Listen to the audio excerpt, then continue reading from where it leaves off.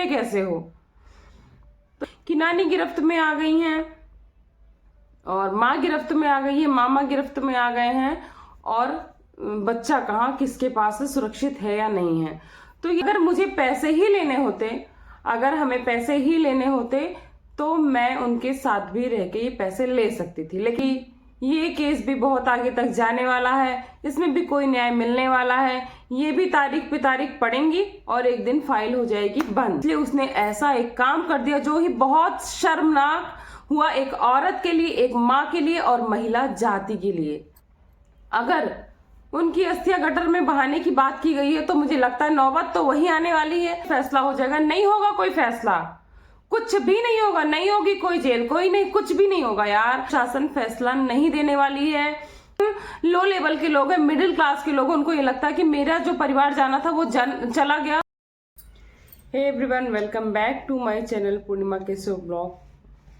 तो आज मैं फिर हाजिर हूँ बहुत सारे जवाब, बहुत सारे सवाल के साथ, जो कि अतुल सुभाष जी के केस से जुड़े हुए हैं। और अब ऐसा लग रहा है ना कि फैसला आता हुआ दिख रहा है, जो कि बहुत सारे ऐसे केसेस में हो चुका है। तो क्या सही है, क्या गलत है, चलिए हम आपके साथ डिस्कस करते हैं। तो उनकी 12 ख्वाहिशें, जो कि मैंने इसके पहले वाले वीडियो में आपको दिया है, बताया है कि उनकी 12 ख्वाहिशें क्या थी, उनमें से हमें नहीं लगता कि कुछ भी ख्वाहिश उनकी पूरी होने वाली है।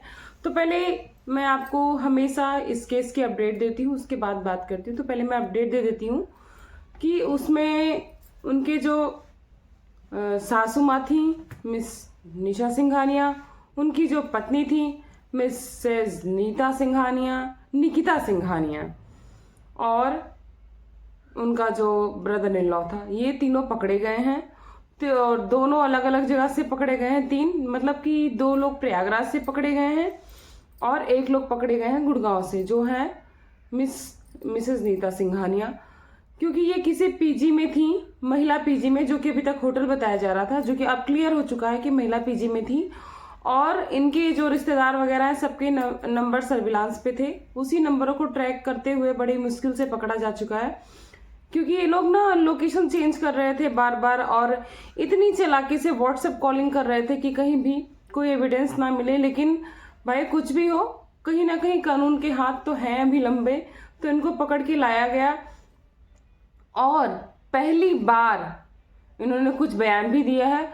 उसके पहले लाने के बीच में क्या क्या हुआ वो मैं आपके साथ जरूर बताना चाहूंगी कि इनको जब लाया गया तो ये चीज थोड़ा सा पुलिस ने सोचा, प्रशासन ने सोचा कि पब्लिक का रोष जो है इसमें बहुत ज्यादा हाइक पे है, बहुत ज्यादा हाई है, तो पब्लिक इनको कोर्ट या पुलिस तक पहुंचने के पहले ही अटैक कर देगी। इसलिए इनको बड़ी ही सावधानी से लाया गया है। और कैसे लाया गया, सबने डिसाइड किया कि इनको जो लेट नाइट होगी एयरवे, उससे लाया जाएगा, क्योंकि इनको बाय ट्रेन, बाय बस या बाय रोड नहीं लाया जा सकता था। तो इनको प्लेन के थ्रू लाया गया, वो भी लेट नाइट, उसमें बिल्कुल नॉर्मल पैसेंजर की तरह।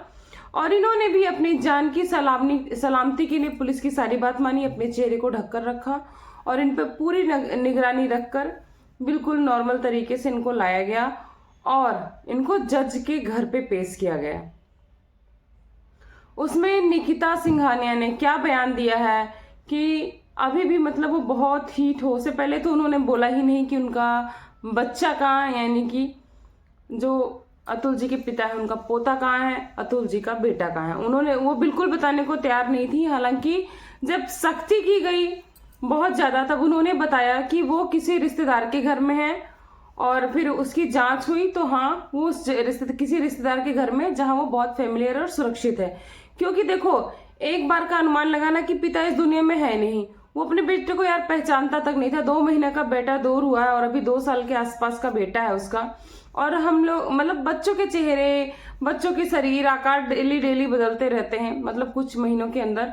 तो उसने अपने नोट में जिक्र भी किया है कि शायद मैं तुम्हें पहचान भी ना पाऊं, मुझे ये पता नहीं कि तुम दिखते कैसे हो। तो ये सब चीजें थी, तो उन्होंने बताया और वहां पे चेक किया गया, क्योंकि पुलिस को ये चीज की बहुत चिंता थी कि नानी गिरफ्त में आ गई हैं और माँ गिरफ्त में आ गई है, मामा गिरफ्त में आ गए हैं और बच्चा कहाँ किसके पास है, सुरक्षित है या नहीं है। तो ये चीज़ तो क्लियर हो गई। और एक चीज़ और है कि उनके जो चाचा थे मिस्टर सुशील सिंघानिया, वो अभी तक उनका पता नहीं चला है कि वो कहाँ हैं। तो मुख्य जो आरोपी थे वो पकड़े गए हैं और उनकी जो पत्नी, उन्होंने बयान दिया जज के सामने कि जो उन्होंने मेरे ऊपर एलिगेशंस लगाए हैं बिल्कुल बेबुनियाद है, क्योंकि हमने उनको मौत के लिए, मतलब मृत्यु के लिए या फिर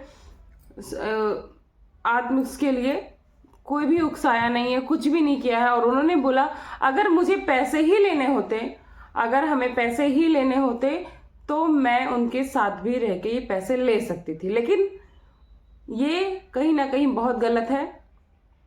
आपको पता था कि अगर साथ में as a wife, as a family आप रहते तो आपको खाना खर्चा के साथ बहुत सारी चीजें मैनेज करनी पड़ती, लेकिन इतनी सुविधा दी थी जिसके लिए कुक, सर्वेंट, क्लीनर, मेड सब कुछ रख रखा था पति ने, और उसके बाद भी उस पति के साथ इतना बड़ा धोखा क्यों। और अब एक चीज बहुत खराब होती हुई दिख रही है, वो है कि हमें नहीं लगता कि ये केस भी बहुत आगे तक जाने वाला है, इसमें भी कोई न्याय मिलने वाला है। ये भी तारीख पे तारीख पड़ेंगी और एक दिन फाइल हो जाएगी बंद, जैसे कि बहुत सारी फाइल में बंद हुई है। तो इस केस में एक जिक्र करना चाहूंगी कि कुछ दिन पहले ही सेम ऐसा केस एक बेंगलुरु का हुआ था। उसमें भी तलाक के लिए पत्नी ने बोला था, बहुत सारे घरेलू हिंसा का आरोप लगाया था, डॉवरी का आरोप लगाया था, जो कि इन्होंने भी बयान में बोला कि मुझे धमकाते थे दहेज के लिए। तो और उसने क्या किया कि वो भी सेम यही करती थी कि कहीं वो अपने पिता से मिल ना ले, बच्चे को लाती नहीं थी तारीख पे। और बहुत डिस्कशन के बाद उसमें तो कोर्ट ने फैसला भी ये सुना दिया था कि आप अल्टरनेट सैटरडे को अपने इनके पिता से बच्चे को मिलवाओगे, इतने समय के हिसाब से कुछ ऐसा निश्चय हो गया था, जो कि आप लोग जाके देख सकते हो। अभी बहुत सारी उसकी कहानियां पड़ी हुई हैं, केसेस पड़े हुए हैं। मगर वो क्या करती थी, जब तारीख आती थी मिलाने वाली, वो कहीं लेके अपने बच्चे को चली जाती थी। और लास्ट में जो हुआ उसमें कांड, उस पे वो चली गई थी अपने बच्चे को गोवा में लेके। लेकिन जब वो लौटने वाली थी, वो तारीख तो निकल गई, लेकिन उसके अंदर एक डर था कि इस तारीख के बाद फिर तारीख आएगी तो मैं कहाँ लेके जाऊंगी और कहाँ लेके जाऊंगी और क्या करूंगी। इसलिए उसने ऐसा एक काम कर दिया जो ही बहुत शर्मनाक हुआ, एक औरत के लिए, एक माँ के लिए और महिला जाति के लिए। मतलब उसने अपने ही बच्चे को, जिसको उसने 9 महीने अपने कोख में अपने खून से सींचा था, उसको काट कर बोटी बोटी और एक बैग में बंद करके बाई रोड ट्रेवल कर रही थी, जहां वो पकड़ी गई। आप सोचो इतनी नफरत कहां से आती है लोगों के यार अंदर। और लोग कहते हैं ना, माता को माता नहीं हो सकती, सब कुछ संभव है। बस ये है कि कलयुग में उसका लेवल अलग है। सतयुग में भी माता को माता हुई थी, मैं अब बार बार नाम नहीं लेना चाहूंगी, और बहुत सारी औरतें बेकार हुई थी। बहुत त्रेता युग में, सतयुग में, अब है कलयुग। कलयुग में आपको सबको पता है कि एक लेवल तो नेक्स्ट लेवल ही जाने वाला है हर चीजें। तो भाई माता कुमाता हो सकती हैं, औरत भी बेकार हो सकती है, आदमी भी बेकार हो सकते हैं। बस ये है कि आपको भरोसा नहीं करना है। भरोसा अपने और अपनों पर करो, प्यार से करो, लेकिन सावधानी से करो। बस मैं ये कहना चाहूंगी। और इस केस में क्या होने वाला है, इस केस में भी अगर उनकी अस्थियां गटर में बहाने की बात की गई है तो मुझे लगता है नौबत तो वही आने वाली है। भले ही उनके परिजन ये काम करें ना करें, जो कि उनके पिताजी ने बयान दिया है कि मैं इतना काम अपने हाथ से तो नहीं कर सकता, मैं उनकी अस्थियों को प्रवाहित करने के बाद खुद भी आत्मदाह करना चाहता हूं, अगर न्याय नहीं मिला तो। और हमें नहीं लगता न्याय मिलेगा, क्योंकि उन्होंने खुद भी बोला है कि हमें पता है कि ये केस बहुत लंबा चौड़ा खींचने वाला, और मैं इतना एबल नहीं हूं, हम बुजुर्ग हो चुके हैं, हमारे पास ना तो अब कोई आय का इतना बड़ा साधन है कि हम बार बार जाएं कोर्ट कचहरी, क्योंकि अब एक बेटा बच्चा है, वो कमा रहा, उसके बाद भी अपना परिवार है। और अगर ये भतीजे की कस्टडी उसको मिल जाती तो उसका भरण पोषण, माँ बाप का भरण पोषण, सब में लगते हैं पैसे। आप सबको पता है प्राइवेट, वो भी एक प्राइवेट ही काम करते हैं, जॉब करते हैं, तो आप सब समझ सकते हो कि क्या लेवल हो सकता है। दूसरी बात ये कि अब क्या है, इनको गिरफ्तारी, इसको क्यों कहा जा सकता है, क्योंकि इनको सरेंडर के लिए नोटिस दी गई थी, 3 दिन की हाजिर नहीं हुई, इनको गिरफ्तारी हो गई है। और उसके बाद भैया ये हो जाएंगे बेल पे रिलीव, यानी कि बेल पे ये छूट जाएंगे। जो कि आप सबको एक और केस आया था अभी कुछ दिन पहले, आयशा और आरिफ का नाम तो नहीं लेना चाहिए, क्योंकि जो ये मैम है जिनका नाम अभी मैंने लिया, इनका केस अभी भी चल रहा है और इन्होंने सुसाइड किया था। इन्होंने ये सुसाइड कर लिया था और आज वो बंदा बेल पे छूट के अय्यासी कर रहा है और उनके पिताजी इंस्टाग्राम वगैरह के थ्रू पब्लिक से कांटेक्ट करते रहते कांटेक्ट कि आज वो बंदा मुझे इनडायरेक्टली डायरेक्टली मतलब क्या बोल सकते हैं यार, उसको पिंच करता रहता, हर्ट करता रहता कि बुलेट पे वो जा रहा है, अच्छे से ड्राइव कर रहा है, अपनी दूसरी शादी भी कर लिया है। मतलब उसने तो अपनी बेटी खो दी, पर वो बंदे ने सब कुछ जेल वेल जाके निकल के शादी करके अपनी जिंदगी जी रहा है, अय्याशी कर रहा है। तो भाई सेम चीजें यहाँ भी होने वाली। कुछ दिन हवा हवाई चलेगा, फिर बंद हो जाएगा, वो बेल पे छूट जाएंगी। 90 दिनों के अंदर उनको कोर्ट की सब कुछ जो काम है, चार्जशीट वगैरह दाखिल करनी पड़ेगी, दाखिल करेंगी, फिर केस लगेगा लंबा। क्योंकि यहाँ पर जो ये अभी सुप्रीम कोर्ट ने डिसाइड किया था कि आत्महत्या जो होती है उसमें उकसाने का मामला कब साबित होता है, तो भाई उसके अगर हिसाब से देखा जाए और ग्राउंड लेवल पे देखा जाए, ये कोई क्राइम पेट्रोल नहीं है कि बस तुरंत आया, पुलिस लग गई, पीछे फैसला हो जाएगा। नहीं होगा कोई फैसला, कुछ भी नहीं होगा, नहीं होगी कोई जेल, कोई नहीं, कुछ भी नहीं होगा यार। वो एक दिन बरी होके घूमेंगी और ये केस दब जाएगा कोर्ट में। बस इतना हो सकता है कि उनका पोता उनको मिल जाए, इसके सिवा कुछ भी नहीं हो सकता है।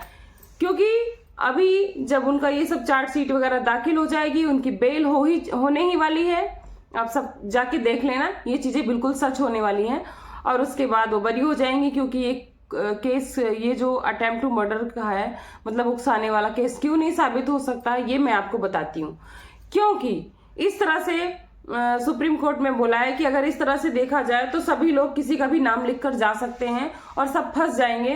किसी को भी पर्सनल दुश्मनी निकालना हो तो ये काम कर सकता है। इसलिए अगर इस तरह की बातें होती और दोनों पक्ष सामने और दोनों की लड़ाई के बीच में ही कोई अपने आप को अटैक कर लेता, कोई अपने आप को हार्म कर लेता या अपने आप की जान दे देता है, वो एविडेंस माना जाएगा कि ये उकसाया हुआ है। दूसरी बात ये कि अगर वो स्पॉट जहां पे उसने खुद को हार्म किया, यानी खुद की जान दी है, कोई भी ऐसा एविडेंस नजर आता है जो उससे केस से रिलेटेड हो कि ये उकसाने में चीजें काम आई होंगी, तो दिया जा सकता। और ऐसा कोई साक्ष्य सामने नहीं आया है। और भाई वो बोल रही मैंने कुछ नहीं किया, डावरी का केस लगाया, तो फिर वो क्या था जो अतुल जी ने बोला है कि ये लोग हमें हमेशा टॉर्चर करते थे कि तुम तो मरने वाले थे, तुम कब लोगे अपनी जान, तुम कब लोगे अपनी जान, जो उनके परिजन कह रहे हैं उसके हिसाब से। तो अगर ये चीज किसी को बार बार कही जाती तो आप समझ सकते हो कि कहीं ना कहीं वो ट्रिगर होता है ये चीज करने के लिए। तो भाई भले पूरी सोशल मीडिया, पूरा समाज, सब लोग समझ सकते हैं कि वो ट्रिगर हुआ है उनकी बातों से या फिर हालातों से, लेकिन ये चीज कोर्ट नहीं मानने वाली, क्योंकि कोर्ट को चाहिए एविडेंस। और कोर्ट में जो ये उकसाने वाला मामला है, इसमें साफ साफ बताया गया है कि या तो वो चीज तुरंत, जैसे अगर फोन पे बात हुई हो, फोन कटा और तुरंत उन्होंने अटैक किया हो, तो भी ये चीजें हो सकती थी। लेकिन उसके पहले उन्होंने अपने परिजन से बात की है, ना कि निकिता सिंघानिया से।